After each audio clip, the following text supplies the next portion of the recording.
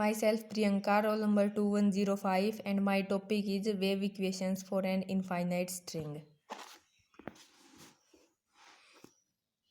Wave equation for an infinite string.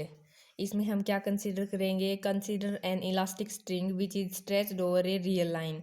एक elastic string को consider करेंगे जिसको स्ट्रेच किया गया है रियल लाइन के लॉन्ग, मतलब एक्स एक्सिस के लॉन्ग।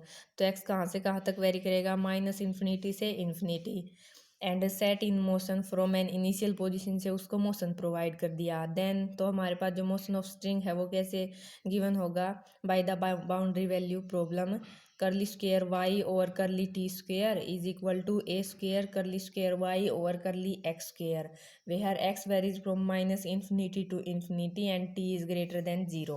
और इसमें बाउंड्री कंडीशंस क्या होंगी? Y of x zero is equal to F x है हमारी initial displacement, and curly Y by curly T of x zero is equal to g x, ये हमारी क्या है? वेलोसिटी। क्योंकि देखो वाई डिस्प्लेसमेंट है और time rate of change of displacement क्या होता है? वेलोसिटी। तो ये टर्म वेलोसिटी है हमारी। These are boundary conditions.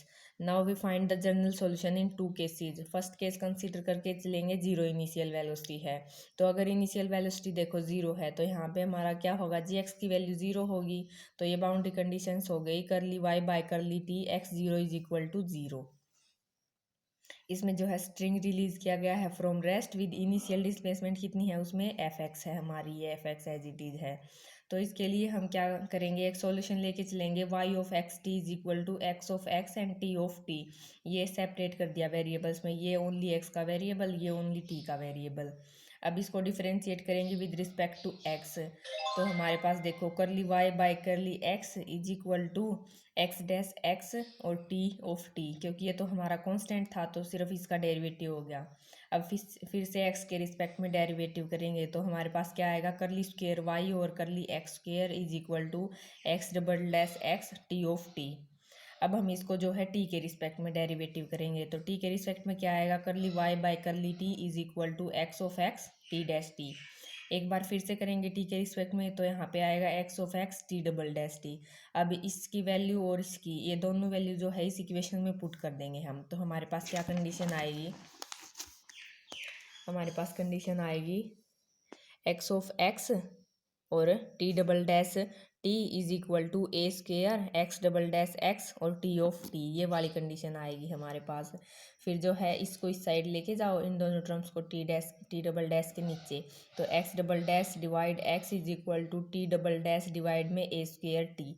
अब हम जो है इन दोनों को जो है किसी एक पर्टिकुलर कांस्टेंट से माइनस लेमडा के इक्वल मान लेते हैं, तो इसको दोनों को मान लिया माइनस लेमडा।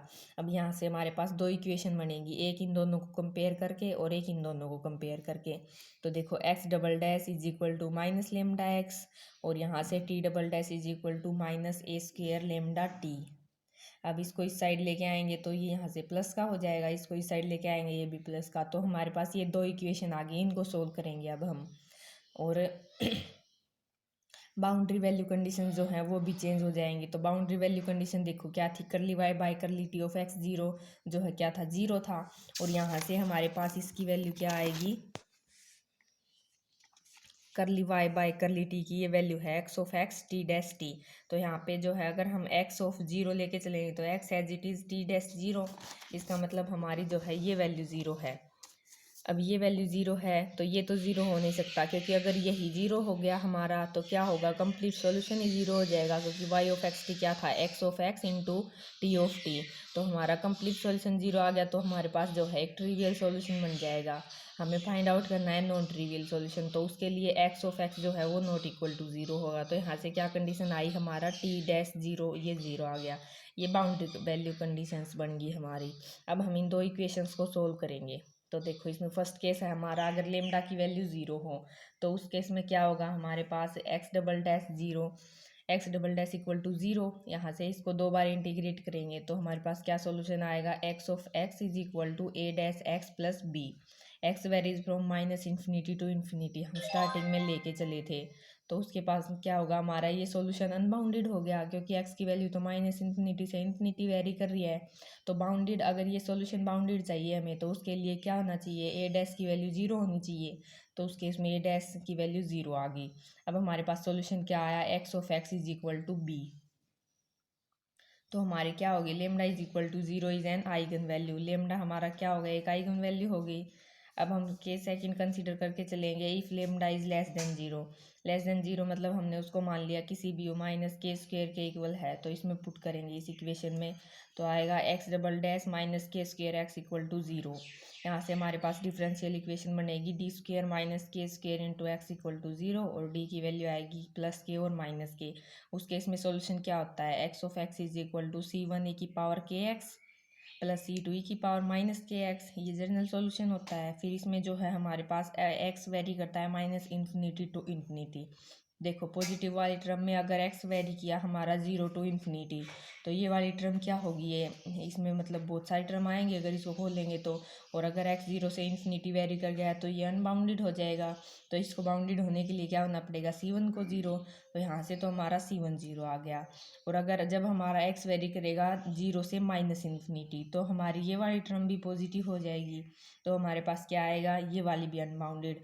तो उसके लिए बाउंडेड सॉल्यूशन के लिए क्या होना पड़ेगा, सी टू को जीरो, तो यहाँ से सी वन भी जीरो आ गया, सी टू भी जीरो आ गया। तो हमारे पास क्या होगा, यहाँ से जो है वो नॉन ट्रिवियल सॉल्यूशन नहीं आया, ट्रिवियल सॉल्यूशन आ गया। तो ये हमारी जो है आइगन वैल्यू नहीं है। फिर हम क्या करेंगे, लेमडा ग्रेटर देन जीरो लेके चलेंगे। तो लेमडा की वैल्यू मान ली के स्क्वेयर है, इस इक्वेशन में पुट करेंगे तो क्या आएगा, x double dash plus k square x equal to zero. तो यहाँ से एक्स ऑफ एक्स की क्या वैल्यू आ गई, सी वन कोस ऑफ के एक्स, ये जनरल सॉल्यूशन होता है इस इक्वेशन का, plus C two sine of के एक्स इज जनरल सॉल्यूशन। क्यों, तो अब देखो एक्स की वैल्यू कहीं से कहीं तक भी वेरी करे, हमारे पास साइन और कोस क्या होते हैं, हमेशा बाउंडेड होते हैं between minus one and one के बीच में। तो यहाँ से क्या होगा, this solution is always bounded. तो हमारे पास लेमडा ग्रेटर देन जीरो भी एक आइगन वैल्यू होगी इस प्रॉब्लम की। और यहाँ से सॉल्यूशन क्या आएगा, x k of x is equal to, इसको कोई भी कॉन्स्टेंट नाम दे दिया, सी वन के कोस ऑफ के x plus C two k sine of के एक्स।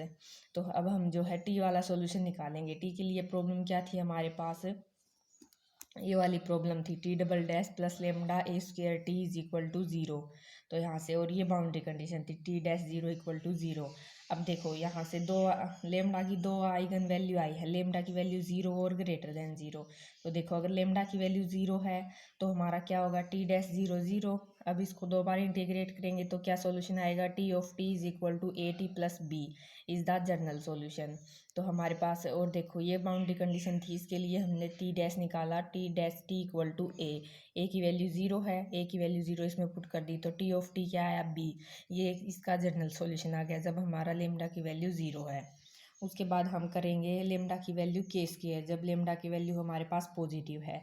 तो इसमें पुट करेंगे तो क्या आएगा, t dash double dash plus में k square a square t is equal to zero. तो हमारे पास इस इक्वेशन का जनरल सॉल्यूशन क्या होता है, T of T is equal to A one cos of A K T plus A two sine of A K T is the general solution.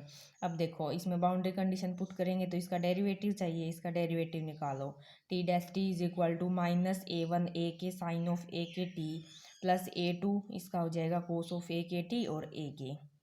अब T dash zero की value zero है तो यहाँ पे T dash zero निकालो, zero put करो, sine zero zero हो गया, और ये कोस जीरो वन, तो ए टू के ए, इसकी वैल्यू क्या होगी हमारे पास जीरो, ये यहाँ पे कोस ऑफ जीरो है। तो हमारे पास ये तो ज़ीरो हो नहीं सकता, एक ए की वैल्यू तो यहाँ से क्या आएगा, ए टू की वैल्यू ज़ीरो होगी, तो ए टू की वैल्यू ज़ीरो आ गई। अब ए टू की वैल्यू इस सॉल्यूशन में पुट करेंगे तो क्या आएगी, T of T is equal to A one cos of A K T. और इसके लिए भी अगर जनरलाइज करें सॉल्यूशन को तो क्या होगा, T K of T is equal to constant A K मान लिया, तो ए के cos of A K T, ये जनरल सॉल्यूशन हो गया। फिर देखो इन दोनों की वैल्यू पुट कर देंगे, हमने वाई ऑफ एक्स टी क्या माना था, x of x into T of x. तो हम जो है अगर जनरलाइज्ड फॉर्म निकालें, वाई ऑफ के ऑफ एक्स टी क्या निकलेगा, x k of x T K of x. इन दोनों की वैल्यू निकाल रखी है, पुट कर दो यहाँ पे। इसकी क्या वैल्यू थी, ए के सी वन के, इसकी नहीं, ये ए के जो है इसका है, इसकी क्या वैल्यू थी, सी वन के कोस ऑफ के x plus C two k sine of के एक्स, और इसकी क्या वैल्यू थी, ए के into cos of A K T. अब जो नए कॉन्स्टेंट आए इनको हमने नाम दे दिया कैपिटल ए के एंड कैपिटल बी के into cos of A K T. ये कांस्टेंट है। उसके बाद सुपरपोजिशन प्रिंसिपल का यूज़ करेंगे। तो हम क्या करेंगे, यहाँ पे जनरल सॉल्यूशन करेंगे, इसको इंटीग्रेट कर देंगे। तो वाई ऑफ एक्स टी हमारा फाइनल सॉल्यूशन क्या आएगा, integrating from zero to infinity y के एक्स टी डी के, ये सॉल्यूशन आएगा। अब यहाँ पे इसकी वैल्यू पुट कर दो। इसकी वैल्यू ये निकाली थी, इंटीग्रेटिंग ज़ीरो टू इन्फिनिटी ए के कोस के एक्स प्लस बी के साइन के x cos of A K T is D के। अब यहाँ पे हमारे पास लास्ट में एक कंडीशन और थी, इनिशियल कंडीशन की इनिशियल डिस्प्लेसमेंट जो है वो एफ ऑफ एक्स है, उसका यूज़ करेंगे। तो क्या होगा, वाई ऑफ एक्स ज़ीरो। अब यहाँ पे इस इक्वेशन में टी की जगह ज़ीरो पुट करो, ये वैल्यू 1 होगी कोस ऑफ ज़ीरो। तो यहाँ से क्या आएगा, Y of x zero is equal to integrating zero to infinity ए के कोस के एक्स प्लस बी के साइन के एक्स डी के is equal to F X. ये क्या है, एक फोरियर रिप्रेजेंटेशन है एफ एक्स फंक्शन की। तो यहाँ से हम जो है ए के और बी के कॉन्स्टेंट की वैल्यू लिख सकते हैं डायरेक्ट। क्या आएगी, ए के की वैल्यू आएगी 1/पाई zero to infinity F of xi cos of K xi D एक्साई, और बी के की क्या वैल्यू आएगी 1/पाई zero to infinity F of xi sine of K xi D एक्साई। ये हमारा फर्स्ट केस कंप्लीट हो गया। अब हम क्या करेंगे कि सेकंड केस कंसीडर करेंगे, नॉन जीरो इनिशियल वेलोसिटी। तो इसमें क्या कंसीडर किया कि string is release from horizontal rest position से रिलीज किया गया है। तो उस केस में इनिशियल डिस्प्लेसमेंट एफ एक्स क्या होगी हमारी zero, but non zero initial velocity. तो हमारे पास बाउंड्री कंडीशंस क्या आई, ये इक्वेशन थी, और बाउंड्री कंडीशंस क्या आएंगी, y of x zero is equal to zero, f x की जगह ज़ीरो आ गया, और curly y by curly T of x zero is equal to क्या आ गया, जी एक्स आ गया। तो इसको जो है सिमिलर जो है हम फर्स्ट जो केस क्या है उसी तरीके से सोल्व करेंगे। एक सॉल्यूशन मान लिया, y of x t is equal to x of x और टी ऑफ टी, और उसमें क्या क्या वो वैल्यू आई थी, लेमडा की आइगन वैल्यू दो आई थी, लेमडा इक्वल टू ज़ीरो के लिए और लेमडा इक्वल टू ज़ीरो के लिए और ग्रेटर देन ज़ीरो के लिए। तो देखो अब हमारे पास जो है फर्स्ट, अगर हम देखो अगर यहाँ पे क्या होगा, फर्स्ट ये कंडीशन अप्लाई करो यहाँ पे, वाई ऑफ एक्स ज़ीरो, तो एक्स ज़ीरो होगा तो इसकी क्या वैल्यू आएगी, एक्स ऑफ एक्स और t of zero equal to zero. तो इस केस में बाउंड्री कंडीशन क्या हो जाएगी हमारी, t of zero equal to zero. पीछे वाले केस में अगर ये ज़ीरो था तब क्या कंडीशन आई थी, टी डैश ज़ीरो आया था, बस सिर्फ यही एक फ़र्क है इसमें, उसमें t dash zero equal to zero था, इसमें t of zero equal to zero है। अब हम फर्स्ट केस की तरह ही प्रोसीड करेंगे। तो देखो जीरो वाला तो वह एज इट इज़ रह जाएगा, क्योंकि उसमें तो उस वाली कंडीशन टी डैश जीरो का यूज़ ही नहीं हुआ था। तो जीरो के लिए हम वैसे ही सोल्व कर देंगे एज इट इज़। और अगर लेमडा की वैल्यू के स्क्वायर है तो कैसे सोल्व करेंगे, ये केस तो हमने सोल्व किया था, x double dash plus lambda x equal to zero. इसका सोल्यूशन क्या आया था, x k x is equal to C one k cos of के x plus C two k sine of के एक्स। ये सोल्यूशन आया था, क्योंकि इसमें हमने किसी बाउंड्री कंडीशन का यूज़ नहीं किया था, तो ये पहले वाले केस की तरह हो जाएगा। अब देखो इसमें लेके चलो, हम जो है लेमडा की वैल्यू के स्क्वायर पुट करें तो हमारे पास यही इक्वेशन आएगी। इसका जनरल सॉल्यूशन क्या होता है हमारे पास, T of T is equal to A one cos of K A T plus A two sine of K A T is the general solution. अब इसमें जो है डायरेक्ट कंडीशन पुट करेंगे, T of zero is equal to zero. तो T of zero क्या होगा, sine of zero तो zero और कोस ऑफ ज़ीरो वन, तो यहाँ से क्या आएगा, ए वन की वैल्यू ज़ीरो। अब ए वन की वैल्यू ज़ीरो इसमें पुट करो तो टी ऑफ टी की क्या वैल्यू आ गई, ए two sine of K A T. Generalise करेंगे तो T K of T is equal to A K sine K A T. अब जो है हम जो है ये फाइनल सॉल्यूशन निकालेंगे, वाई के ऑफ एक्स टी, ये जनरलाइज फॉर्म में निकालेंगे। तो ये किसके इक्वल होगा, x k of x T K of t. अब देखो इसकी वैल्यू पुट कर दो, इसकी क्या वैल्यू है हमारे पास, ए के ना, इसकी वैल्यू है सी वन के कोस ऑफ के x plus C two k sine of के एक्स, और इसकी वैल्यू है हमारे पास ए K sine K A T. अब जो नए कॉन्स्टेंट आए उनको नाम दे दिया ए के और इसको नाम दे दिया बी के। तो क्या आया हमारे पास, ये वाली इक्वेशन आ गई। अब इसमें भी क्या करेंगे, सुपरपोजिशन प्रिंसिपल का यूज़ करेंगे। तो हमारा फाइनल सॉल्यूशन क्या आएगा, Y of x t is equal to, इसको इंटीग्रेट कर दो ज़ीरो टू इन्फिनिटी। तो हमारे पास क्या होगा, इसकी वैल्यू वाई के एक्स टी डी के, इसकी वैल्यू पुट कर दी, zero integrating zero to infinity ए के कोस के एक्स प्लस बी के साइन के X sine K A T D के। अब बाउंड्री कंडीशन क्या है, सेकंड हमारी ये है, curly Y by curly t x of zero is equal to g x. इसको डिफरेंशिएट करो तभी तो हमारे पास ये कंडीशन लगा सकेंगे। तो इसको डिफरेंशिएट करेंगे तो क्या आया, देखो टी के रिस्पेक्ट में करना है तो ये वाली टर्म तो कांस्टेंट है, इंटीग्रेटिंग जीरो टू इन्फिनिटी ए के कोस के एक्स प्लस बी के साइन के एक्स, ये एज इट इज़। इसका इंटीग्रेशन करेंगे तो कोस of K A T into के ए टी का क्या हो जाएगा, ए के डी के। अब जो है इसमें, या ये थी boundary condition, y curly y by curly T of x zero, तो इसमें पुट करो टी की जगह जीरो पुट करो, टी की जगह जीरो पुट किया तो कोस ऑफ के ए टी की वैल्यू 1 हो गई। तो हमारे पास ये आ गया इंटीग्रेटिंग जीरो टू इन्फिनिटी ए के कोस के एक्स प्लस बी के साइन के x into a k d के is equal to g x, given है हमारी कंडीशन में। तो यहाँ से क्या आएगा कि ये बी क्या हो गया, एक फोरियर रिप्रेजेंटेशन हो गई जी ऑफ एक्स की।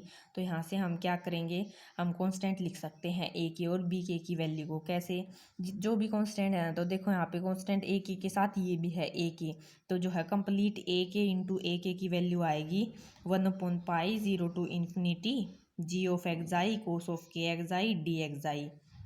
और ए के बी के की क्या वैल्यू आएगी 1/पाई zero to infinity G X I sine of के X I D X I. अब देखो ए के की वैल्यू निकालेंगे तो इसको इस साइड लेके जाओ तो 1/के A pi integrating zero to infinity G X I cos of के X I D X I, and B K की क्या आएगी, इसको डिवाइड में लेके जाओ 1/के A pi integrating zero to infinity K X I sine of के X I D X I. तो हमारे पास यहाँ से ए के की बी के की वैल्यू आ गई। तो हमारा क्या हो गया, this is the required solution for both of the case.